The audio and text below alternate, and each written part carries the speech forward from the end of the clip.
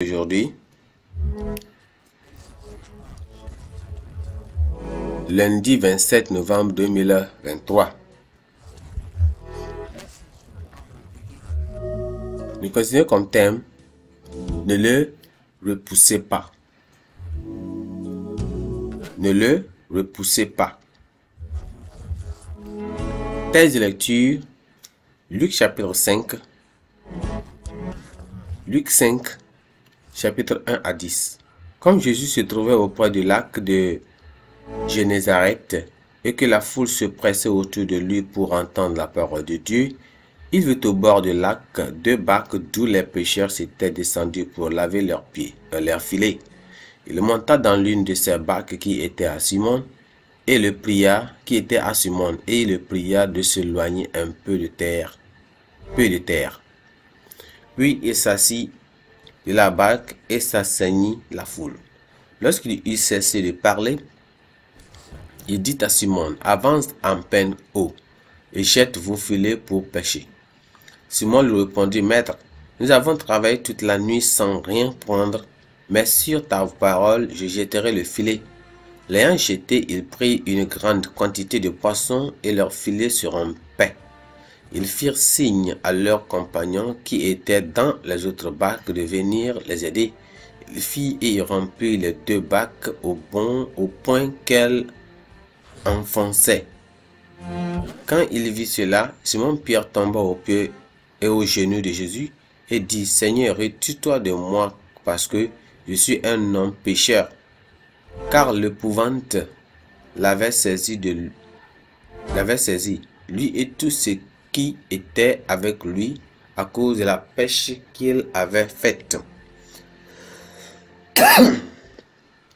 Il en était de même de Jacques et de Jean, fils de Zébédée, les associés de Simon. Alors Jésus dit à Simon, ne crains point, désormais tu seras pêcheur d'hommes. Amen. Le verset clé, c'est le verset 3. Il monta dans l'une de ces barques qui était à Simon.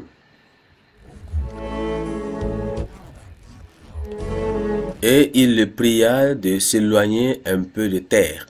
Puis il s'assit et de la barque il enseignait la foule.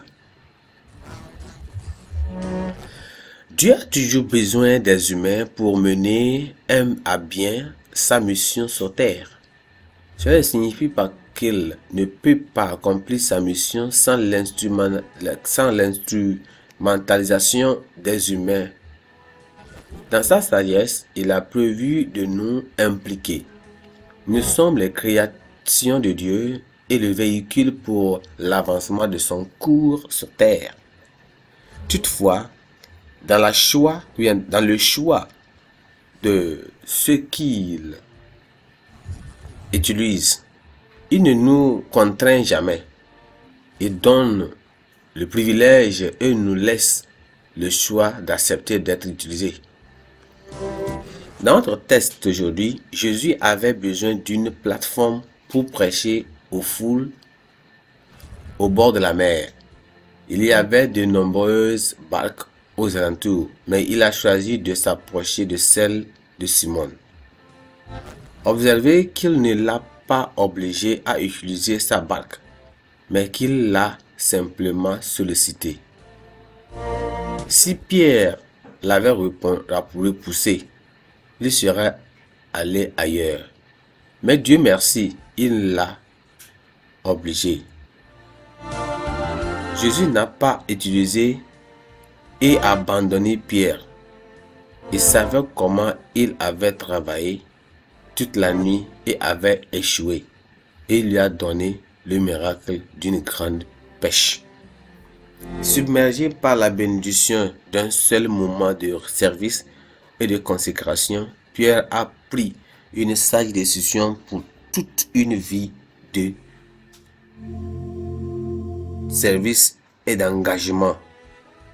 Il a considéré la bénédiction initiale comme la patrie visible de d'Erzberg. S'il avait donné au Seigneur un moment de service ou obtenu un retour aussi énorme que lui apporterait une vie entière d'abondance? Aujourd'hui, le Seigneur est à la recherche de barques qu'il peut utiliser. Il y a beaucoup de gens qu'il a besoin d'attendre, bien d'atteindre, d'enseigner et de bénir. Je vous pose cette question, voulez-vous lui prêter votre barque? Votre vie, c'est-à-dire votre talent, c'est-à-dire votre maison et votre autre possession. C'est ça que j'appelle barque. Êtes-vous prêt à lui permettre de prendre votre temps et de vous utiliser pour toucher les gens? Donnez tout ce que vous avez de meilleur au maître. Donnez tout ce que vous avez de meilleur au maître. Pensez du jour. Laissez le Seigneur vous utiliser pour atteindre le monde. Laissez le Seigneur vous utiliser pour atteindre le monde. La Bible en un nom. Cantique, chapitre 1 à 4. Cantique, chapitre 1 à 4. Amen.